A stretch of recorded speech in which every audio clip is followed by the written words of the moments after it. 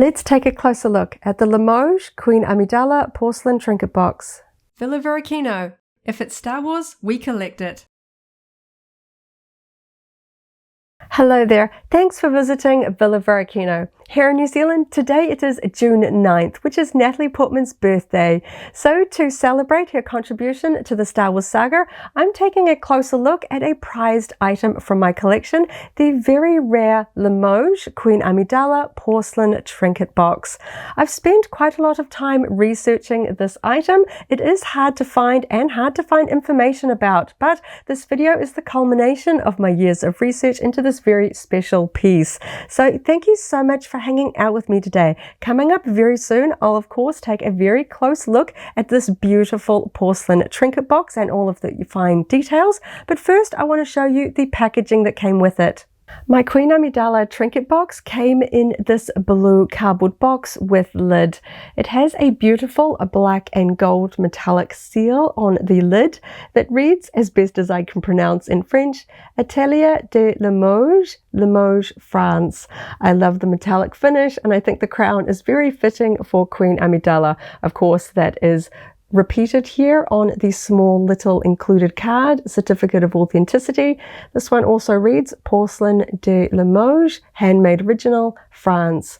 Inside we have a little bit more information repeated in English and French. I will read the English version.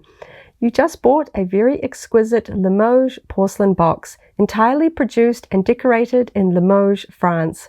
This porcelain box has been made according to techniques as well as designs which can be traced back in the 18th century. It embodies a royal past. The Limoges artists are known all over the world for their unique talent and the elegance of their art. The handmade piece that you just acquired is unique and therefore a collectible. Each box has a Limoges signature on its bottom as a mark of its authenticity. This box is a beautiful testimony of a brilliant past. It is among the most beautiful porcelain box you can find in the world today. On the back, it has a little bit of how to care for your piece, and then it says France there at the bottom, and that's repeated English and French as well. Beautiful little piece. I think it's interesting that neither of these components mention Lucasfilm or the fact that this is a actually licensed piece. But overall, I think this is really fun. Not very many of the pieces of this trinket box that I have spotted in the wild during my hunt over the years came with the box, so I'm very happy that I do have this included with my piece. I don't collect Limoges trinket boxes on the whole, so I don't know if this is very standard packaging for it. Also, my box on the inside just has blue tissue paper and some bubble wrap.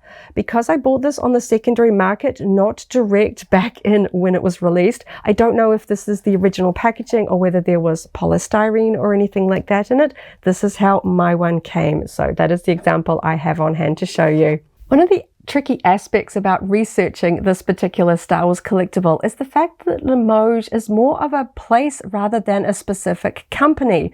Reading on Wikipedia for Limoges porcelain, it reads, Limoges porcelain is a hard-paste porcelain produced by factories in and around the city of Limoges, France, beginning in the late 18th century by any manufacturer. I am assuming that this seal is for the specific place that made the Queen Amidala trinket box. In my research, there was also a Yoda trinket box made around the same time, but because I don't own that specific item, I don't know if it was made by the same company, the same manufacturer, so I don't know if it came with a different box. I do know that this blue box is what was sold with the Queen Amidala trinket box, because when I turn it around, it has the original price sticker. So this particular trinket box was sold by FAO Schwarz, and we can see it reads Queen Amidala. It has the barcode and the original price tag of $225 US. As best I can tell from my online research, this was available around the time of the release of the Phantom Menace, so I am estimating 1999, possibly 2000. I am unable to confirm just how many were made or sold or whether they were available anywhere else, say direct from the factories themselves. It is really frustratingly hard to find concrete information about this piece. Obviously, we don't have the collectible Star Wars fan sites that we do nowadays, keeping track of everything, the year they came out, the original price, and where you got them and everything. But I'm so happy that my box includes this confirmation of where it was purchased from and the original price. So at least I have that information, and I'm still at a loss for just how many were made. They are not common to find on places like eBay. When they do, they vary greatly in price because of their rarity. Some people price them very highly because of their original price point. Some people just have them rather cheaply because it's not very well known or not particularly sought after at the time. I'm just happy to have this one in my collection, and I didn't have to pay too much more than the original price for this one, which is always great. Now it's time to take a closer look at the trinket box itself. You can see it's a little on the smaller side, but this is described as a trinket box, of course, for very small items. She measures approximately 9 centimeters tall or 3.5 inches, and the box base is approximately 5 centimeters wide across or about 2 inches. I have on hand a plastic 3.75-inch action figure here, so you can see the scale a little bit better in person. She is a little bit shorter and smaller in scale because she is raised up on that little trinket box base there. Of course, this does very much look like a porcelain figure, but it is a trinket box. We have this circular section here at the bottom that clasps with a metal fleur-de-lis symbol there. This isn't the Star Wars Naboo symbol. I like the French touch here. I think it really draws in the heritage that goes into a piece like this. And we can see on the back, we have the metal hinge because, of course, this opens up around this sort of gold metal trim section here.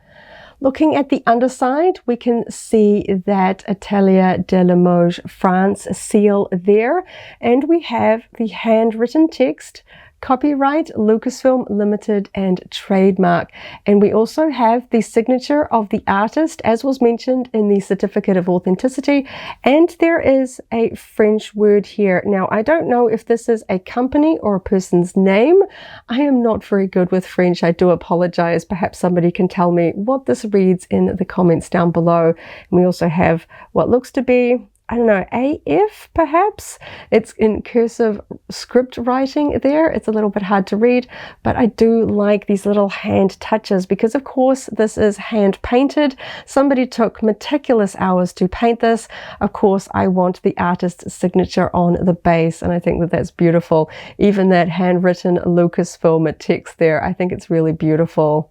Absolutely stunning piece. So now we can take a look at the details of the figure on top of the box. And of course, the hand-painted piece, I have to say, I don't know how they do it. Obviously, they have years and years of expertise going into the fine paint detail work. When I try and think about all of the fine details on the face, I am so impressed. Of course, we've got Amidala's iconic white and red makeup with the dots on the cheek and the split lips. And we've even got really tidy little eyes and details at the nose. And we have this most amazing detail work on her headpiece here. We have gold, red, gold over the red. We have some white detail work, red going up to the top. And of course, we also have the brown for her hair. And you can really see the sort of the brush lines that they have used to give it a bit of an appearance of hair, particularly on this side here. It is a little bit harder to see because of the gloss finish of this porcelain, but I really do like the hand finish aspect to this. It's not perfect. You can see that the gold section of her earpiece is a little bit wider here than it is on this side, but of course we're going to be doing that in a hand finished manner. I think it is absolutely beautiful. We have the gold detail running down the front of the dress here. This isn't accurate to the original costume. It is a little bit of an interpretation, but I do appreciate that they have actually added that detail in there. We can see some approximations of sort of this scrolly embroidery from the original costume, but it isn't accurate. I think it would just be too hard to try and do that by eye or by hand onto this figure. One of the aspects where it does look a little bit more softer is around the sleeves and hands. Of course, it's just so impossible to try and do fingers very accurately on a figure of this scale, but I am impressed with the hands of this figure, and kudos to them for sculpting her in this position. They could have just sort of cheated and sculpted her with her sleeves completely hanging down, so you don't even need to sculpt the hands that much, but I think the pose really works so beautifully for this figure. And of course we have her iconic lights around the base of her dress. We have them in yellow with black sort of dots at the lower edge, and each one of them is rimmed in gold to really highlight them. And we can see the hair hanging down the back, again painted with that same kind of brushy type brown paint there in the back. I think this is just absolutely beautiful. The attention to detail on a figure of this side that has been sculpted and painted by hand. I'm sure there will be variants from figure to figure, but I am really happy with the beautiful details of my specific piece. You can see that we even have a tiny red dot on her forehead piece there to represent the jewel that she wears on her forehead. Just absolutely beautiful. So I just love how much of the costume details they got sculpted in this piece. It's pretty accurate for a collectible that was made by hand more than 25 years ago. It's really incredible, and I think it's absolutely amazing. So, of course, this is a trinket box. We're going to open it. The clasp on mine is a little bit stiff. If I tip it up, you will see that the clasp is a little bit off center from where the hinge is. So, for my personal example, the best way that I find to open it is to kind of pivot it a little bit to the right so that we can just get it past that clasp and see if I can get this to open. It is a little bit tricky, and obviously I do not use this as a trinket box, so I don't open it a lot. So we can see inside the figure on the top of the box is hollow. We have a gloss finish to that porcelain inside, bright white, and then on the inside we have a red hand-painted Naboo symbol there, and we have very faint little black handwritten text that reads Queen Amidala across the top there. I think it's really quite fun. Of course, this isn't the most accurate Naboo symbol out there. The top piece should be a little bit taller, but I have to appreciate the handmade nature of this, and I think that that's just absolutely beautiful. I have a soft spot for the Naboo symbol. I love to see it on collectibles, especially those featuring Queen Amidala, and you can kind of see that it does reflect that French fleur-de-lis symbol that they have used for the clasp here. I think it's a fun sort of match. Obviously, the Naboo symbol takes inspiration from this classic symbol there. Absolutely beautiful, and you can see it closes with a snap. And yes, I obviously don't open this up very often. I am trying to take good care of the metal hinges of this. I don't want to potentially wreck that hinge there, but it's just absolutely beautiful. I absolutely love my very beautiful Limoges Queen Amidala Porcelain Trinket box. I've spent many years researching this piece, trying to find out more information. Things like product photography in catalogs, advertising from FAO Schwarz advertising this piece. It is really hard to find imagery and concrete information about this piece.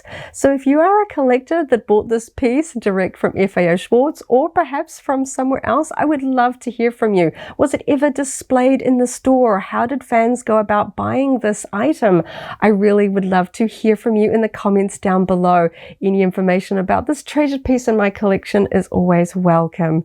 So thank you so much for hanging out with me today as I showed you another item from my Star Wars collection and had a lot of fun celebrating Natalie Portman with this beautiful Queen Amidala piece.